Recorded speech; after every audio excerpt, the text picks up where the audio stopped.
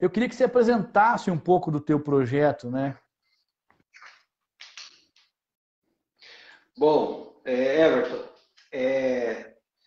um dos nossos projetos, ou alguns deles, eu vou começar falando do Rede Viva, que hoje é o projeto assim, com maior alcance. É um projeto que trabalha prevenção e pós-venção do bullying, da autolesão e do comportamento suicida, né? É um projeto onde nós temos aí vários profissionais envolvidos, várias pessoas que nos auxiliam, nos apoiam, nos ajudam aí. O Rede Viva é um projeto que trabalha nessa direção, né?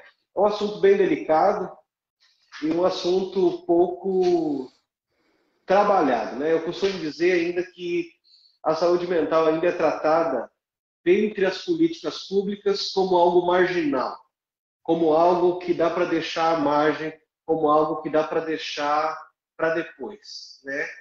E aí, quando acontece algum fato trágico, as pessoas se surpreendem, elas se comovem, mas eu brinco, mas logo passa, né? É. Então, a gente trabalha para... O Rede Viva em si trabalha com palestras para crianças, para adolescentes, ele trabalha os simpósios para as famílias, ou palestras show para as famílias, são duas coisas que a gente faz. Ele trabalha a capacitação para os profissionais, seja da educação, da assistência social, do terceiro setor, da saúde, de igrejas. Todo mundo que trabalha com criança e adolescente precisa entender melhor o manejo desses assuntos aí que nós estamos abordando. E também nós temos dentro desse projeto o Prêmio Rede Viva, que é um prêmio, uma premiação que reconhece a implementação do projeto como uma política pública no município. Na nossa região, a gente já conseguiu aprovação aqui em Medianeira, em Serranópolis e Missal, que esse trabalho se tornou uma política pública que traspassa o encerramento do projeto em si. Então, o nosso projeto ele tem um tempo pré-determinado, mas a ideia é que as ações relacionadas a isso continuem depois. Pô, e como você falou, né? É uma coisa que surpreende todo mundo quando acontece alguma coisa errada, mas assim, ela deixa sinais, né, Toninho?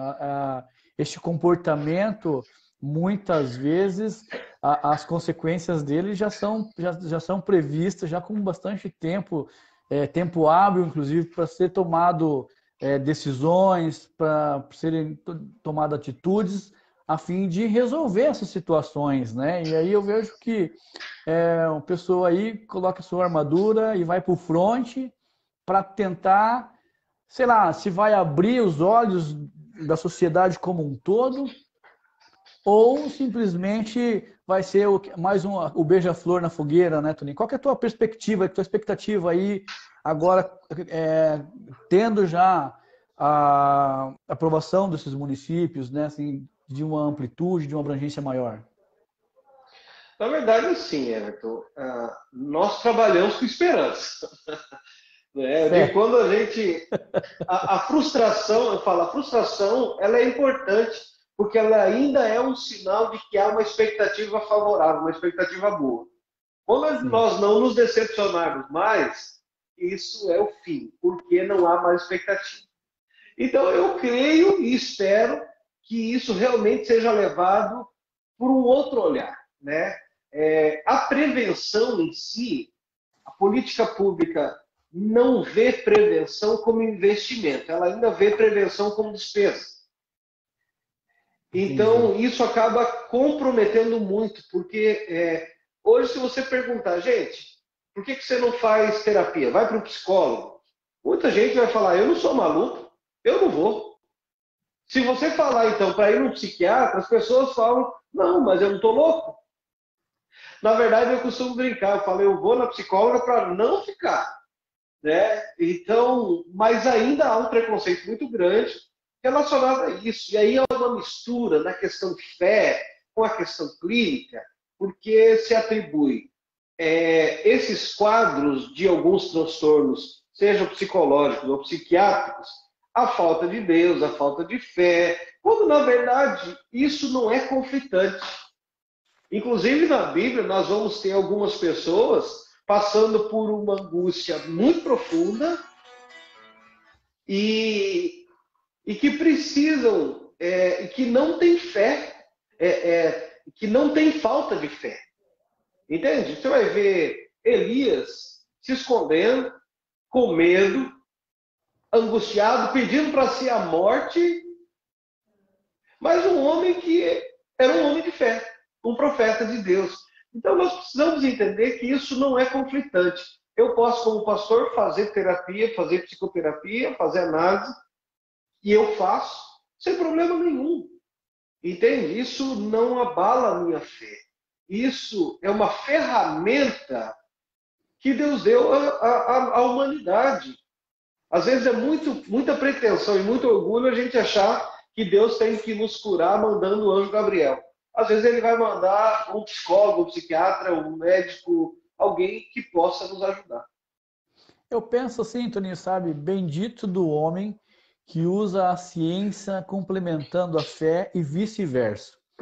Acho que a pessoa que tem esse discernimento de entender que para você ser um cientista, você não precisa se afastar de Deus, né? E para você ter fé também não significa, não é sinônimo de que você deva duvidar da ciência. Eu acho que Deus criou tudo, inclusive isso, inclusive a ciência, né? E aí eu tenho assim uma opinião muito forte sobre isso. E a prova disso é que pessoas como você, pessoas que atuam num meio onde a fé e a ciência, que no caso vamos tratar a psicologia como uma ciência, né? Muitas vezes é conflitante para o leigo, e o leigo deixa também de se informar, de se instruir, para deixar de ser. O profissional de psicologia ele é muito mal compreendido, como você acabou de falar, né? O pessoal acha que precisa ser louco para ir num psicólogo, num psiquiatra, né? Não, e isso tem muito a ver com a nossa cultura, entendeu? Se a gente fosse falar, até um dia eu vou te dizer, chama o Michael para fazer uma live mais específica sobre esse tema, né? Está muito ligado à nossa cultura, seja na questão da religião em si e na questão mesmo de achar que não é necessário eu buscar ajuda para meus problemas ou as minhas doenças psicológicas ou psiquiátricas. Não, eu vou me resolver, está tudo certo, eu vou ficar bem. E aí você consegue, às vezes, administrar por um tempo. Eu costumo dizer que você consegue carregar 5 quilos de arroz num braço por um tempo. Mas quanto mais tempo você ficar com aquele peso, para você, ele já não pesa mais 5 quilos. Ele vai aumentar por causa da tua capacidade de suportar aquele fardo por muito tempo. A tua resistência vai diminuir. E isso se aplica a outras coisas também. Então, o projeto Rede Viva, ele vem exatamente para trazer esse assunto de uma maneira mais ampla, eu costumo dizer, para trazer ele para cima da mesa. Porque através dele nós conseguimos observar alguns problemas que nós já sabíamos que existiam. Mas a partir dele nós conseguimos fazer um levantamento de dados que nos traz fundamentação para dizer que nós precisamos implementar políticas públicas sérias que visem a saúde mental como algo primordial, principalmente agora no pós-pandemia e principalmente voltado aí para crianças e adolescentes. Toninho, no canal Meu Querer Me Move, que nós deveríamos estar lá, nós trabalhamos exatamente isso. O Meu Querer Me Move foi um projeto que eu fiz para eu ficar todos os dias lá, acorda, né? Para eu todos os dias me policiar quanto ao meu desejo de determinadas coisas. Então a gente sempre quer muitas coisas, a gente cria muitas necessidades, né? E o Meu Querer Me Move, ele tem esse viés, essa pegada de a gente trabalhar os nossos desejos, nossos objetivos, a nossa fé, né, como um todo. E aí, assim, o que leva uma pessoa a ter esse desejo de ajudar as outras pessoas? Eu sei que o teu trabalho muitas vezes é voluntário, teu trabalho não é remunerado, e quando é, eu tenho, assim, total certeza que não é ao nível que merecia ser. Como que você se inspira? Qual que é o teu querer que te move tanto para isso? Na verdade, Everton, para mim, esses projetos, sejam. Talvez eu vou falar um pouquinho mais sobre alguns outros. Eles entraram na minha vida, na verdade, eu não fui atrás deles, eu fui jogado para eles. Ah, Por quê? Porque para mim a fé, como eu estava vendo e vivendo, não estava fazendo muito sentido. Entende? Eu não. Eu vou jogar limpo aqui. Sabe? Então, eu já estava há 10 anos no que a gente chama de ministério integral. Então, eu estava dentro da igreja há 10 anos.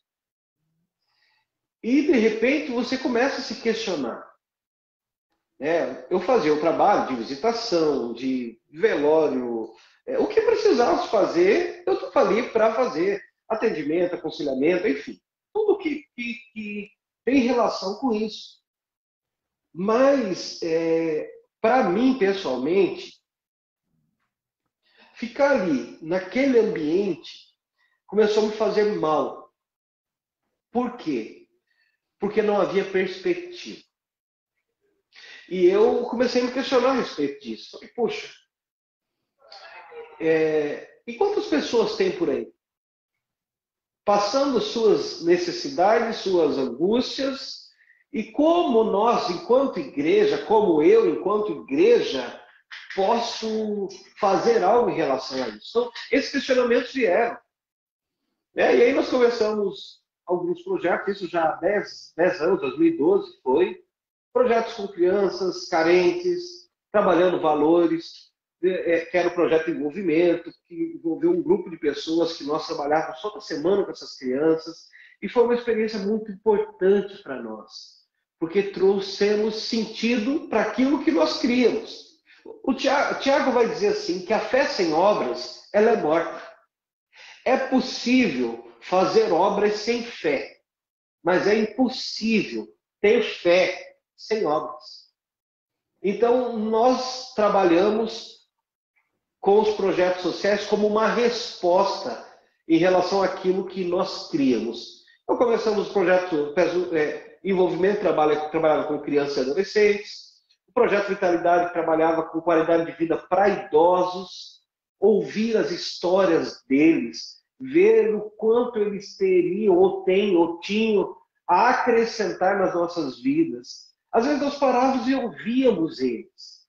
Eu costumo brincar que eu estava perdendo Deus no lugar onde todo mundo diria que ele estava ali, e eu comecei a reencontrá-lo nos lugares onde eles diriam para mim, certeza, Toninho, que ele está ali?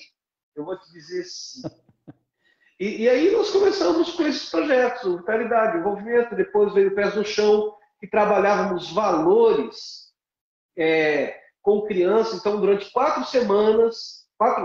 semanas, nós estávamos naquela escola trabalhando valores como empatia, cordialidade, a importância da atitude, política e cidadania, discriminação e racismo. Então, nós trabalhávamos alguns temas, a importância da amizade, a importância da família, né? Então, nós começamos a trabalhar isso nas escolas e, assim, é uma experiência talvez pessoal, né? Não sei, mas para mim isso trouxe sentido à minha fé. John Wesley, ele tinha uma frase que eu gosto muito, que ele dizia assim: o mundo é minha paróquia. E eu falo, essa frase nunca fez tanto sentido para mim como nesses últimos 10 anos. E eu comecei a perceber, Everton, que a resistência das pessoas não é ao evangelho. A resistência das pessoas, em muitas vezes, é a placa da minha igreja. É a placa das igrejas.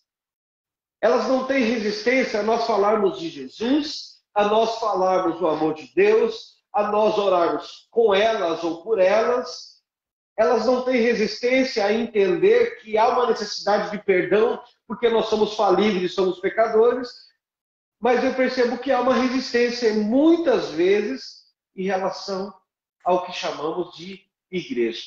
Infelizmente, porque a igreja deveria ser resposta para as angústias e aflições das pessoas. Então, o que nos levou a isso, Everton, foi isso. Foi a prática da fé. Sabe, Toninho, não sei se você se lembra, a primeira vez que nós conversamos foi uma das coisas que eu senti, eu percebi muito no seu perfil, e é uma das coisas que eu admiro, e você acabou de repetir, que é o trabalho da espiritualidade sem tocar no assunto religiosidade.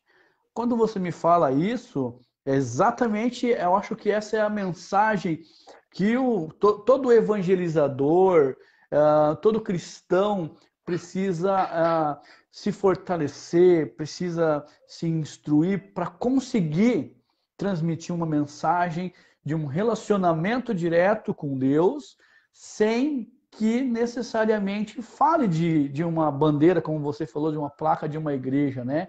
E eu acho que a espiritualidade, essa experiência com Deus, leva pessoas como você a executar projetos como você executa, que, assim, eu acho que é uma das melhores coisas, uma das coisas mais valiosas que o homem pode doar. Este é o verdadeiro assistencialismo, né? Que você doa o seu tempo, você doa um ombro, você ouve pessoas, né? Como você acabou de falar, e você contribui na vida das pessoas, né? Para que as coisas aconteçam de uma maneira mais digna do ser humano possível, né? Então, todos esses projetos que eu vejo que você trabalha, são projetos que ajudam muito a comunidade como um todo, não tenho dúvida disso, mas o quanto que isso ajuda você? Essa pergunta é... Deixa eu pensar aqui, espera aí. Quanto isso me ajuda? Eu acho que quando a gente vê que nós conseguimos aliviar o fardo de alguém, eu acho que isso me ajuda. Gálatas 6,7 vai dizer assim: de Deus não se zomba. Tudo que o homem plantar, ele irá colher. Plantar é opcional. Você planta se tu quiser e você planta o que você quiser. Você tem total controle e domínio sobre o plantio, mas você não tem sobre isso. Então eu creio que isso tudo, para mim, como você perguntou, qual a diferença que isso faz da minha vida, eu acho que poder viver de uma maneira a aliviar os fardos, ainda que sejam poucos, as pessoas, isso para mim paga a conta. Sabe? E ali, até deixa eu fazer um adendo ao que eu falei antes, as pessoas estão abertas ao Evangelho, elas estão abertas ao Cristo, e muitas vezes a resistência é a religião, num sentido dogmático e doutrinário. Mas eu preciso fazer uma ressalva da importância do papel social da igreja, e não só social, seja político, seja espiritual, propriamente dito, que eu acho que é o berço da igreja, que é o seu papel de espiritualidade. Então eu não posso também negligenciar a importância que a religião tem na vida das pessoas. Alguém de fé não se desesperança tão facilmente. Então, quando eu falei lá no início que não há conflito, a meu ver, na questão de buscar ajuda médica, científica e ter fé, não há conflito. Por quê? Porque alguém que tem fé sabe que a fé transcende as capacidades humanas. Quando os meus recursos humanos se esgotarem, se eu tenho fé, eu não me desesperanço. Eu ainda creio que há um Deus, alguém vai dizer que há uma força, alguém vai dizer que há um poder. Eu creio que há um Deus que tem todo o poder e que ainda que eu esgote os meus recursos humanos, ele pode todas as coisas. Então a fé, ela tem essa importância. A igreja em si, ela tem o seu valor pela comunidade também. Jesus vai dizer uma coisa, ele vai dizer o seguinte: onde estiverem 2 ou 3 reunidos em meu nome, ali eu estarei. Então, poxa, congregar no sentido de ter comunhão é importante para o fortalecimento da fé. E a fé é um importante fator de proteção para a saúde mental, é um importante fator de proteção para a vida, né? Então, alguém que tem fé e às vezes está passando por uma doença grave, essa pessoa tem uma capacidade de receber cura maior do que alguém que se entregou completamente, sabe? Então, para mim, o que eu recebo é isso, é ver que o que a gente tem feito, pouco ou às vezes até, a gente trabalha conforme as possibilidades, né? Mas o retorno que a gente tem é poder ver que tem tido um resultado na vida das pessoas. Nós temos o grupo de apoio que o Michael, a Michele hoje tocam, é o grupo de apoio sobrevivência, trabalha com pessoas com problemas relacionados ao suicídio, pessoas com ideação, que passaram por tentativas, ou pessoas que perderam alguém na família por suicídio. Então, essa reunião acontece às quintas-feiras, aqui na sala de reuniões da comunidade Vida, e é muito importante. Nós temos ali profissionais que estão dando suporte a essas pessoas. Ah, Tony, mas se eu for no grupo, eu não preciso mais de um psicólogo, de um psiquiatra? Não, ninguém te falou isso. O grupo é um grupo complementar. É uma atividade de apoio complementar. Você continua fazendo o seu tratamento e você vai no grupo, porque ali você vai encontrar outras pessoas com problemas semelhantes, ou passaram, ou que estão passando. Isso tem os psicólogos que estão ali presentes. Então, isso ajuda essas pessoas. Eu digo, ali é uma gota de esperança para mais uma semana. Então, é isso que paga o salário, Everton. Sabe, Toninho, o que eu vejo como você sabe, eu sou comerciante, eu sou empresário e o meu trabalho ele é voltado para uma parte motivacional, mas, sobretudo, empreendedora também. E eu entendo que para você ser empreendedor no Brasil, você precisa ter muita motivação, sabe? Muita fé.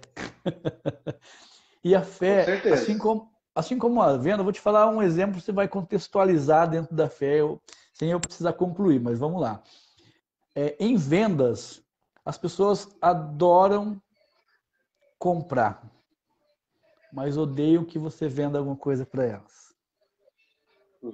E aí a gente precisa fazer todo um trabalho para que as pessoas comprem sem que eu esteja vendendo para ela. A compra é parte dela. E na fé eu vejo assim, as pessoas precisam de fé, mas muitas vezes elas não querem que você transmita, ela não tem o discernimento, ela não tem a receptividade que precisa ter. Ela quer ter fé, mas muitas vezes não está preparada ali para receber essa informação, para fortalecer, né, a fé. Eu acho que um homem sem fé é um vaso vazio, né? O que você espera de um vaso vazio, né? E aí, como você falou ali, às vezes a pessoa que tem fé, ela é muito mais fácil de se recuperar de algum problema, uma patologia ou algo do gênero, do que uma pessoa que não tem fé. E no geral, assim, você vai me dizer melhor do que eu, com certeza, que as pessoas não têm fé até precisar, né? A hora que no leito, na hora da dificuldade, pelo amor de Deus, vai sair da boca, com certeza, né? Como que funciona isso? Na verdade, eu acho que a gente confunde um pouco acreditar de ter fé. A gente confunde essas duas coisas. A gente acha que é a mesma coisa. Eu sempre uso o exemplo do malabarista andando de bicicleta no cabo de aço no circo. Você acredita que ele passa de um lado para o outro em cima daquela bicicletinha? Eu acredito. Você subiria nas costas dele para passar com ele? Sim ou não? Cara, difícil, né? Essa é a diferença de acreditar e de ter fé. Eu acredito, mas se eu não confio, eu não tenho fé. Fé está ligada à confiança. E confiança é desenvolvida com relacionamento. E relacionamento precisa haver encontro. E encontro vai demandar que eu esteja aqui, você esteja aí, ou pessoalmente. E assim é a nossa relação com Deus. Às vezes falta fé ou falta confiança porque não há uma relação pessoal com Deus. Há uma relação litúrgica. Eu vou na igreja, eu sei os cantos, eu canto, eu oro, eu rezo e eu vou para casa. Tá, mas o quanto isso tem sentido pessoal para você? Muitas vezes, nenhum.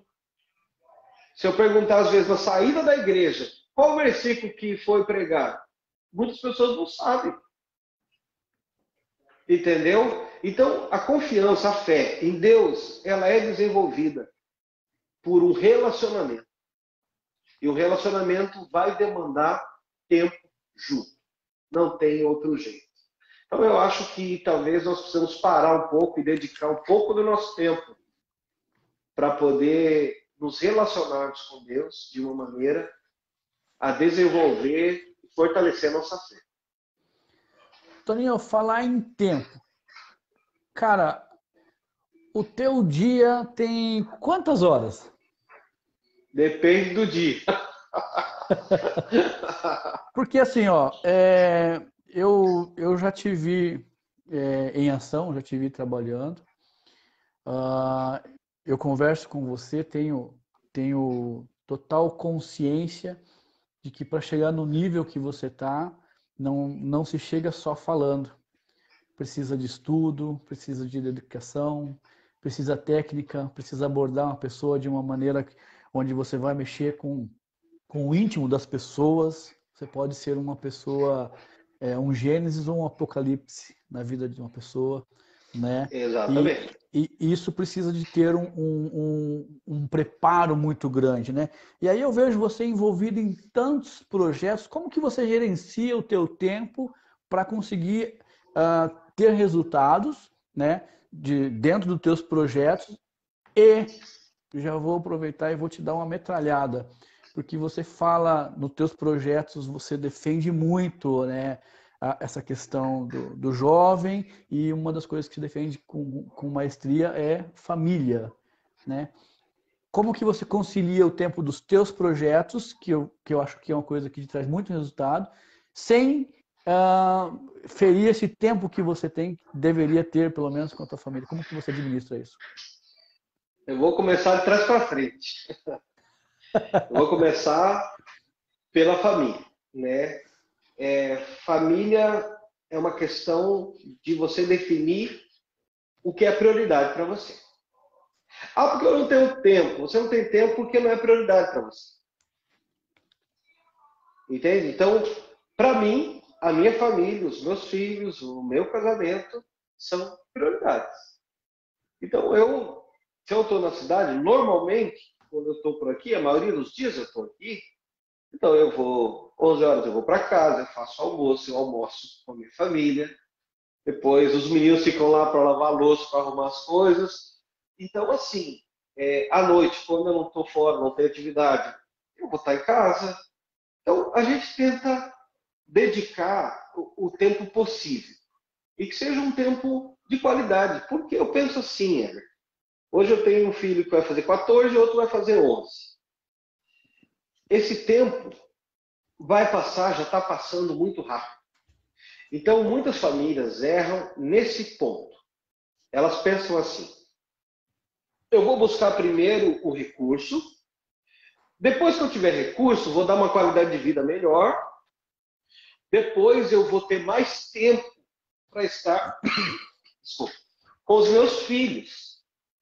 Mas há um tempo numa timeline de formação dos nossos filhos que você não tem como recuperar depois. Ou você para agora e você investe tempo nesse momento, ou não vai adiantar daqui a 5, 10 anos você tentar.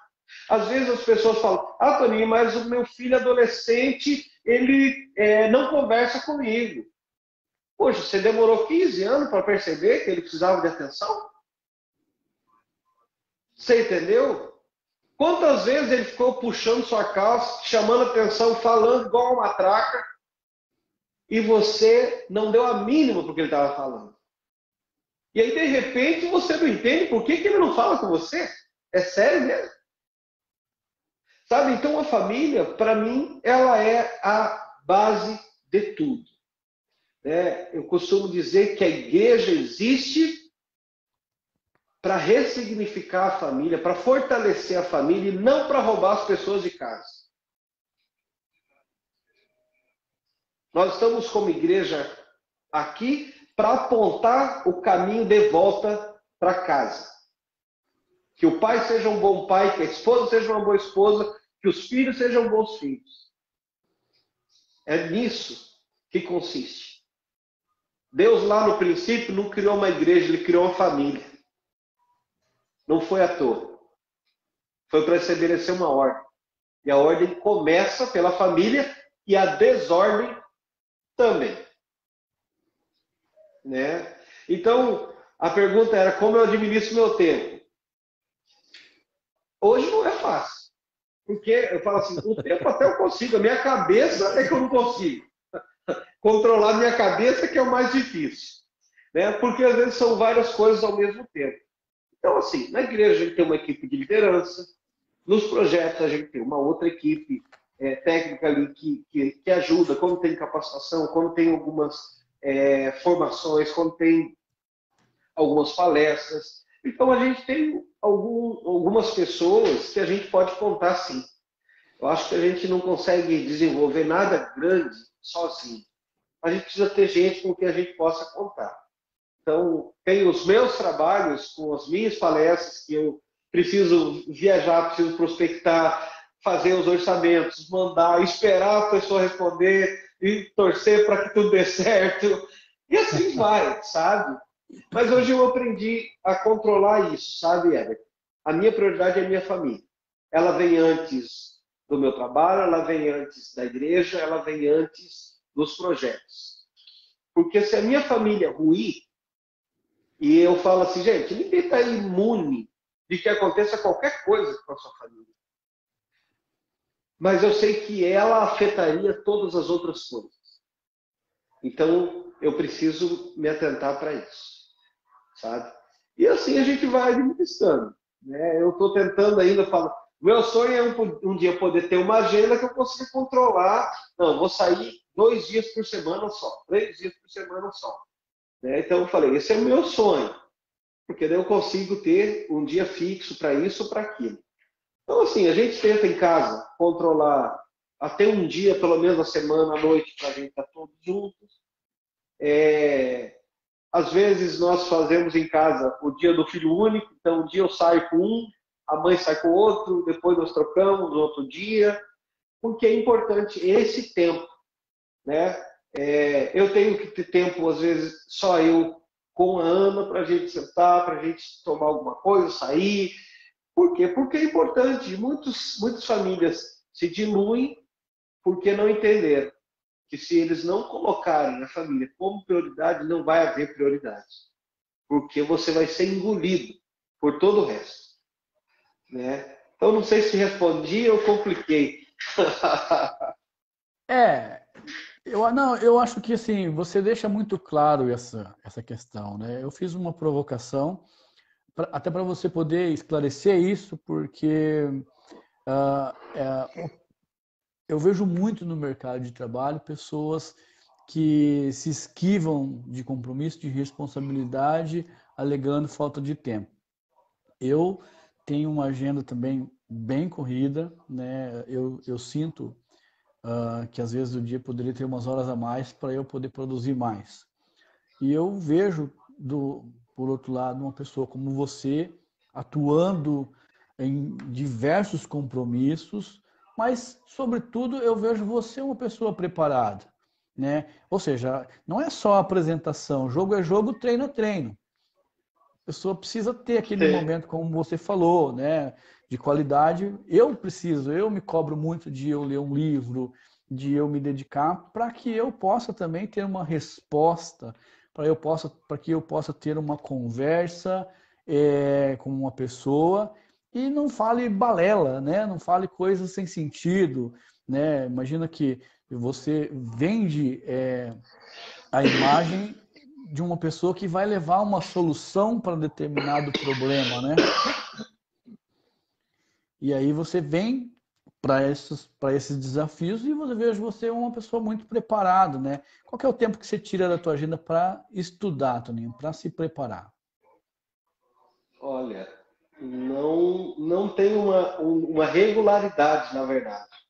Eu sou muito assim, eu preciso me preparar para um tema específico. Então eu vou estudar aquilo, para eu fazer aquilo. Então eu sou muito de particionar. Então, por exemplo, anteontem eu tinha um trabalho numa cidade. Eu ia trabalhar um tema que eu nunca tinha trabalhado. Então eu passo aquilo preparando para aquilo, né? Assim, eu tenho uma caminhada de 20 anos, na verdade, lidando com gente, né? Desde a formação acadêmica, da pós-graduação, mas principalmente da vivência. Então, ainda que eu tire meia hora por dia para ler, uma hora por dia para ouvir alguém, né? Então eu sempre estou ouvindo pessoas que para mim são referenciais e que me alimentam também. Né? Para mim, eu tenho a Bíblia como um manual de fé e que me dá suporte para muito do que eu faço. Né? Lógico, eu consigo ler qualquer outra coisa sem que isso me afete num sentido de um ceticismo. Uhum. Né? Então, eu consigo equilibrar isso. Eu posso ouvir alguém, um ateu falando, sem que isso me atinja, por exemplo. E talvez tenham coisas que ele vai dizer que eu consigo aplicar, sabe? Então, eu acho que esse é o maior desafio. Eu não tiro muito tempo de estudo, mas eu estudo pelas minhas demandas, obviamente. Né? Então, por exemplo, eu ministro toda semana, eu ministro na igreja. Então, eu vou precisar tirar tempo para isso. Eu tenho que atender alguém, ou eu tenho que falar sobre um determinado assunto. Então, eu vou tirar, porque senão a minha cabeça vira uma bagunça, entendeu? Então, tenho reunião do conselho tal, conselho de saúde. Então, eu vou buscar naquele dia, poxa, eu preciso dar uma olhada sobre isso, ou a reunião no outro dia. Então, eu vou me inteirar dos assuntos relacionados àquilo, porque eu preciso estar pronto. Amanhã eu vou visitar alguns municípios. Então, eu já começo a traçar onde eu vou, o que eu vou fazer, com quem eu vou falar. Então, eu começo já a trabalhar isso. Então, essa é a forma que eu me adaptei a me preparar. Né? Então, leio alguns livros, obviamente, mas eu não tenho assim uma rotina. Assim, a minha semana, as agendas, muitas delas não dependem de mim. Então, às vezes eu preciso visitar alguns municípios e eu dependo muitas vezes da agenda dos outros. Né? Então, quando eu digo assim que meu sonho é um dia poder ter uma agenda que eu consiga controlar ela completamente, é ótimo. Hoje eu não consigo ainda. Por quê? Porque às vezes tem semanas que todo dia eu vou estar fora. E eu não tenho como naquelas, hoje eu não vou. Não, porque eu não tenho um fluxo, por exemplo, de trabalho com as palestras que eu consiga organizar para 6 meses. Então, eu faço quando dá. Né? Assim, no sentido, poxa, se tenho 10 palestras para fazer, eu vou ter que tirar ali aquela semana, um pedaço da outra, corrido. Né? Às vezes é à noite, por exemplo, as palestras. Então, assim, nesses dias, eu não tenho como ter uma agenda fixa no sentido de, eu vou, tal dia, meu dia sagrado, eu não posso fazer outra coisa. Então, eu ainda não posso me dar esse luxo. Toninho, Oi. ainda no assunto que a gente está falando, que é família, né? Cara, Eu tenho uma visão, né, eu passei por muitas experiências, algumas que me engrandeceram, outras que me fizeram refletir, né? Cara, quando você fala com um jovem, você fala sobre a importância da família, obviamente, né? Mas você fala com o jovem, ele na condição de filho, ou você fala no sentido de formá-lo para ser um pai de família, para ser um homem da casa? Como que é essa preparação aí para o jovem? Eu falo sobre as duas coisas. Porque há filhos, há jovens que são maus filhos. Eles precisam entender o papel deles enquanto filhos. Mas há jovens que têm maus pais. Então eu preciso ensinar eles a serem bons pais para quando forem. Então eu trabalho as duas coisas, né? Eu vou sempre trabalhar a honra aos pais como uma premissa inegociável. Toninho, mas o meu pai era. Minha casa, minha família era um inferno. Mas você não precisa ser um capeta. Então eu trabalho, na verdade, dessa maneira. Você pode ser o ponto fora da curva. Nós não podemos usar as mazelas dos nossos, daqueles que vieram antes, para justificar as nossas mazelas. Ah, porque eu só sei porque meu pai era assim. Enquanto não há consciência, eu até respeito o que você está falando. A partir do momento que você sabe que você tem responsabilidade sobre a sua vida, você é responsável. Você pode não ser culpado, mas você é responsável. E quanto mais tempo você demorar para assumir a sua responsabilidade sobre a sua vida, pior vai ficar. Porque as coisas não vão se resolver por si só. O futuro não está lá na frente esperando. Ele depende do que você plantar. Ele depende do que você construir. Eu aprendo uma coisa com Noé, que eu gosto muito de usar como exemplo. Noé, alguns historiadores vão dizer que ele demorou quase 100 anos para construir a arca. Mas quando começou a chover, a arca estava pronta. Então há tempo para construir a arca e há tempo para entrar na arca. Se chegar o tempo para entrar na arca porque começou a chover, você não tem mais tempo para construir a arca. Então aproveite cada tempo para se preparar para quando começar a chover.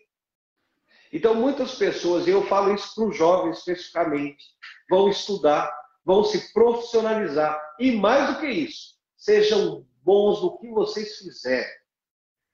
Sejam bons. Não seja meia boca. Seja bom de maneira que a pessoa fala, não, eu quero fulano, porque é aquele jeito que o fulano faz esse serviço que me agrada. E eu vou pagar o que ele quiser por isso. Porque eu quero a excelência que ele traz naquilo que ele faz. Então, esse processo não dá para queimar a capa. Não dá para que lá na frente, se a pessoa comece a falar, nossa, porque eu não tive oportunidade, porque eu não fiz, porque eu não sei o quê. Agora é a hora.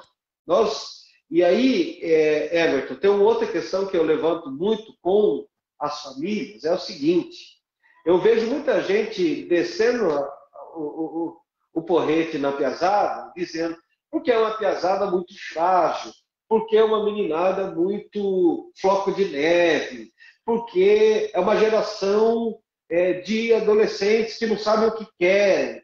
A pergunta que eu faço é, quem são os pais dessa geração?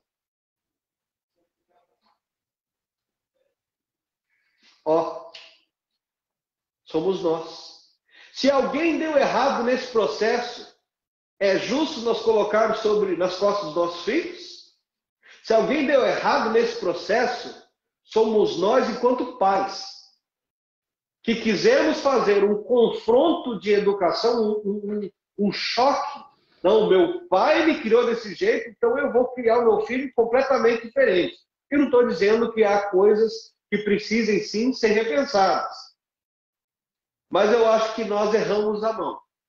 Nós saímos de um lado, de um extremo, onde havia um controle absoluto, onde o não era muito grande, onde era uma repressão, entre aspas, e fomos para o outro lado, onde pode tudo, ninguém manda nada. Faltou equilíbrio. Lógico, faltou equilíbrio. Faltou chegar, porque hoje o que eu vejo nessa geração?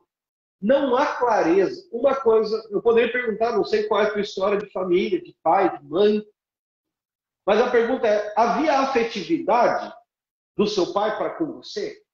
Ou da sua mãe? Com certeza. Havia essa proximidade, conversar? Havia isso? Havia uma proximidade de conversa, mas, assim, como você falou, a partir do momento da consciência de cada um, porque assim, eu tenho um modelo de família e que eu vejo o meu pai conseguiu as conquistas dele dentro do cenário onde ele tinha. Nós somos em 4 irmãos, né? E aí, cada um de nós tem um perfil pessoal, um perfil profissional totalmente diferente.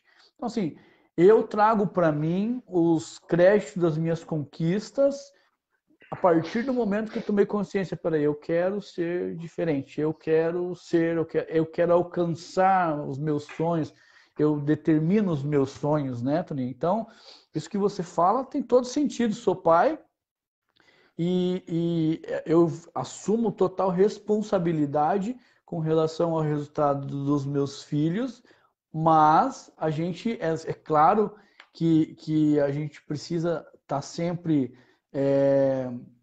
evoluindo, né, no sentido disso, para alcançar esse equilíbrio que você fala, porque é complicado hoje de você mudar o cenário social. Porque é uma coisa que eu vou te dizer, por exemplo, assim, vamos supor que você seja uma pessoa rígida com seus filhos, mas o resto do mundo não seja. O seu filho, ele é o patinho feio dentro da escola, naquele meio onde que... Ou você dá benção pro teu pai, que é isso? Tá louco? Eu nunca fiz isso na vida. Fica diferente, né? Mas a gente precisa, sim, aprender. Eu acho que não só o pai, acho que essa atualização, ela precisa acontecer num contexto muito maior, né? Mas especialmente a partir de casa, a partir do pai como principal educador, pai e mãe. Eu vejo também um sistema educacional que, às vezes, deixa a desejar no sentido de atualizar-se para atender na vida dos filhos. Não há autoridade espiritual maior na vida dos filhos que os pais. Não é o pastor, não é o padre, não é o xamã, não é o sacerdote, sei lá da onde. São os pais que são autoridade espiritual sobre a vida dos filhos. E quando eu falo ali que saiu de um extremo, foi parar no outro, hoje algo que a contemporaneidade tem exigido é o quê? É uma liderança mais horizontalizada. Você lida no mundo corporativo, então, de certa forma, isso tem sido mais exigido, que haja uma conversa mais acessível, para que todos opinem, e haja uma decisão mais conjunta. E, em certo aspecto, e em alguns meios, eu concordo que isso funciona. Mas eu falo assim, gente, a hora que isso funcionar, vocês me avisam, eu quero assistir. Por quê? Porque eu acho que nós temos um problema, sim, onde não há figura de autoridade clara. Eu vou usar o exemplo do meu pai. Meu pai, eu conversava muito pouco com ele. Eu trabalhava com ele do que tinha um relacionamento de afetividade. Mas ele era o meu pai. Isso estava claro. Ele era a autoridade. Isso estava claro. Minha mãe era minha mãe. Isso estava claro.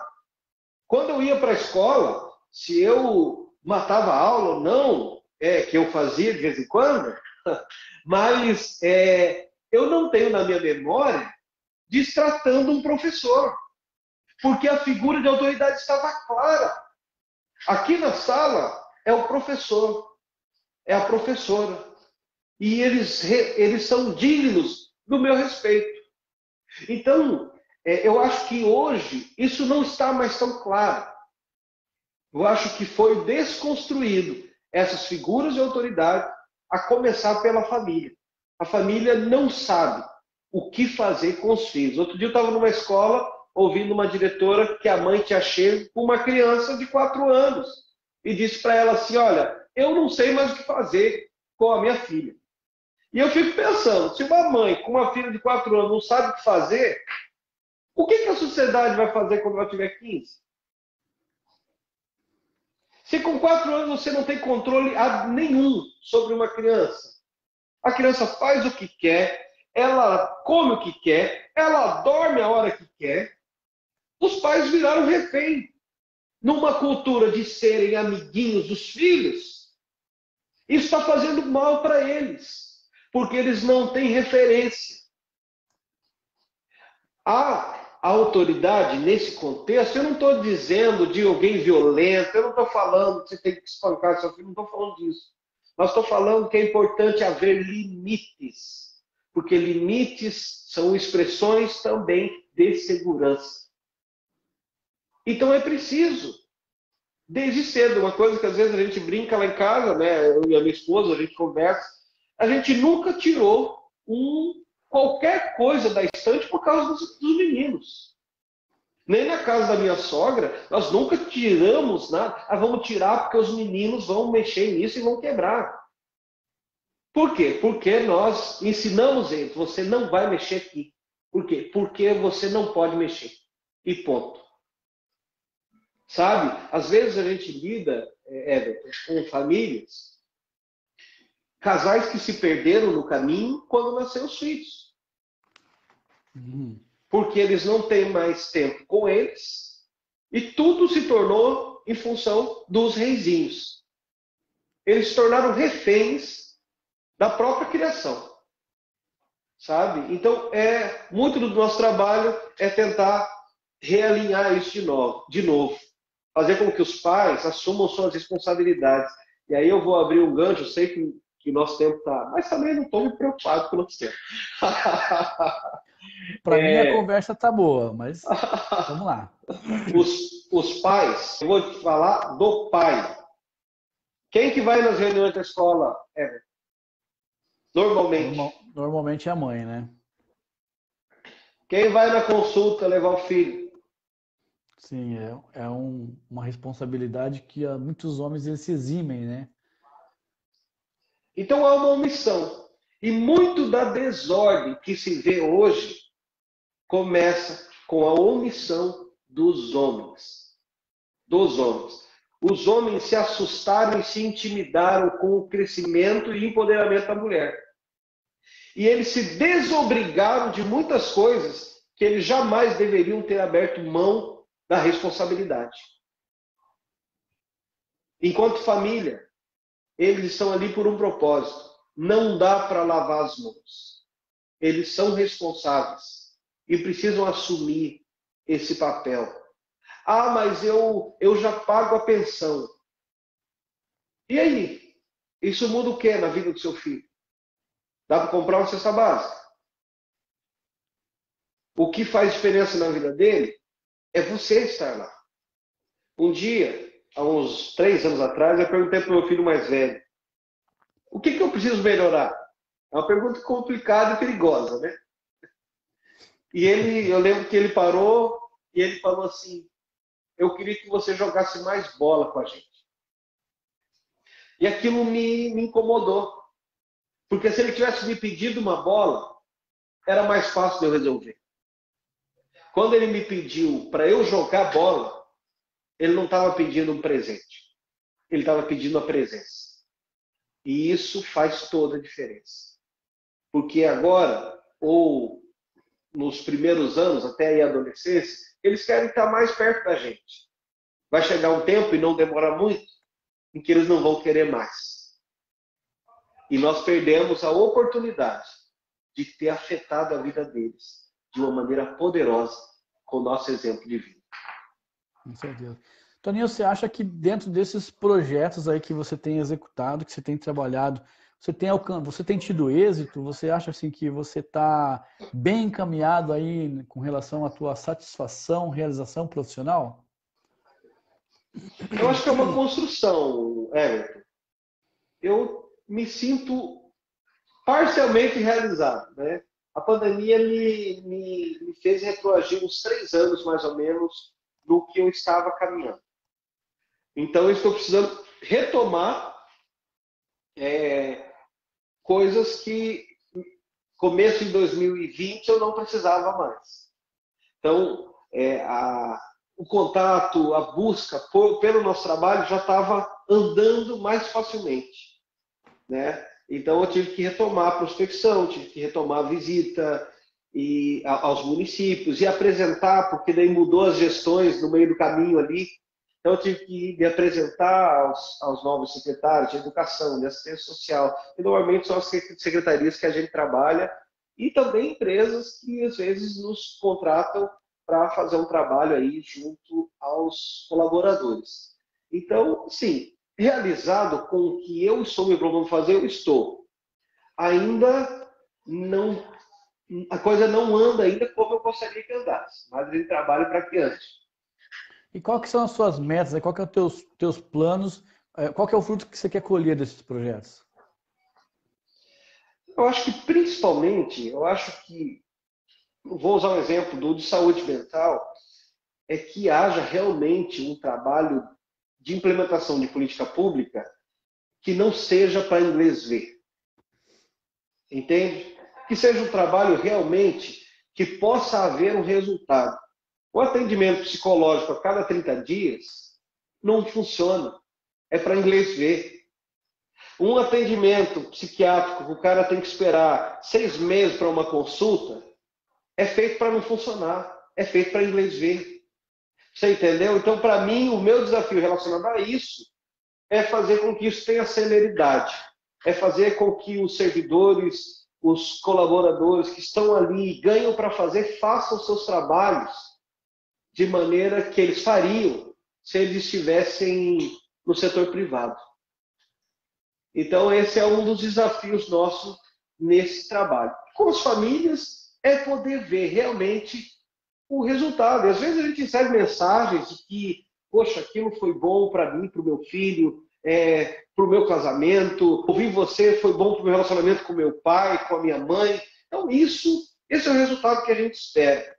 Tem um texto que é o texto final do Velho Testamento, que ele vai dizer assim, que viria um espírito como o de Elias, que converteria o coração dos pais aos filhos e dos filhos aos pais. O Velho Testamento se encerra com esse texto.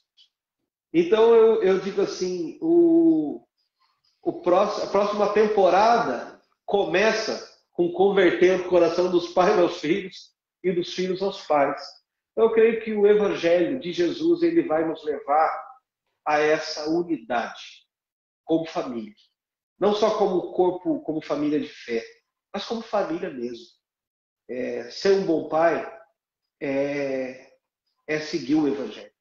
Ser uma boa mãe é também. Ser um bom filho, ser um bom avô, ser um bom irmão. Isso tudo é cumprir o Evangelho. É ser alguém que as pessoas possam ver Jesus nas nossas vidas. Então, para mim, a minha meta é ver e trabalhar para que essas coisas funcionem. A família, os órgãos que estão sendo pagos para fazer esse trabalho funcionando e que tenham ações e isso sejam levado mais a sério em todos os âmbitos, sabe? Então a gente trabalha para isso, sabe? Essa é a minha meta, é fazer com que haja implementações de políticas públicas relacionadas a isso no maior número de municípios possíveis. Então hoje estamos trabalhando aí com prospecção para vários municípios. Então nossa meta é que não só o nosso projeto seja executado, mas que depois que nós formos embora, fique um legado que precisa ser dado continuidade todo dia.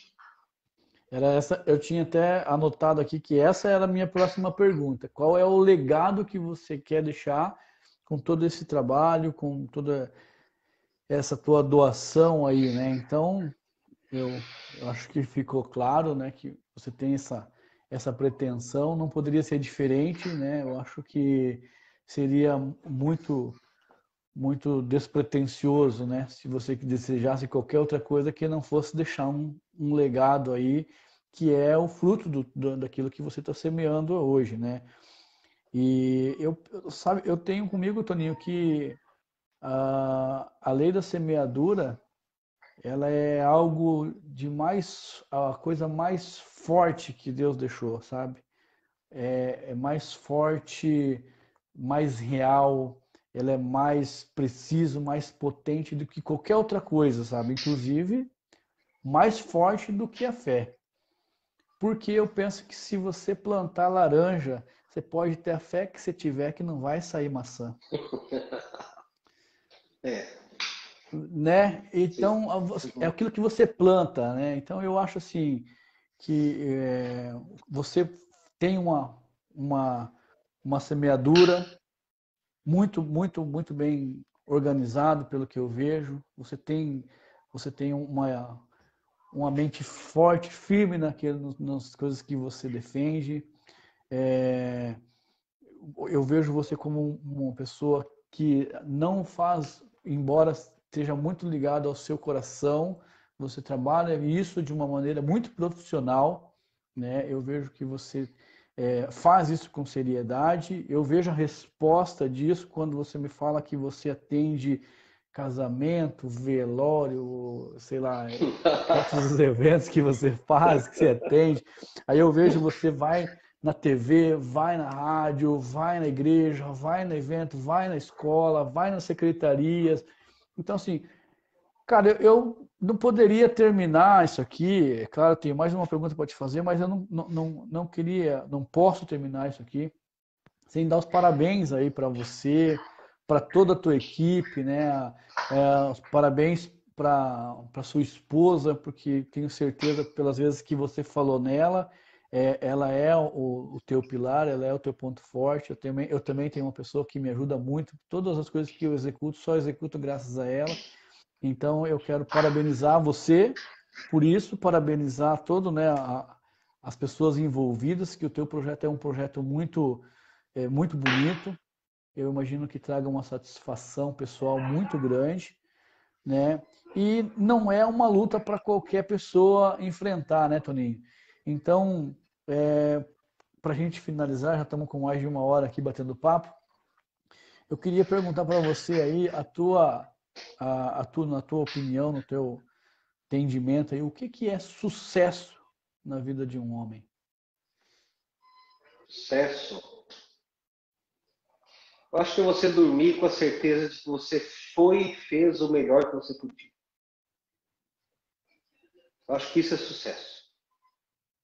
É você não carregar culpa de alguém que tenha retido algo que podia ter sido semeado. Você viveu intensamente, você fez o que podia ser feito com os recursos que você tinha. Isso é sucesso. Ótimo. Toninho, quero agradecer você de coração. Você vê, né? A gente teve muitas dificuldades para a gente começar, Sim, mas eu acho que valeu a pena. As pessoas que nos com certeza. assistiram e que nos assistirão, certamente que vão sair transformados, né?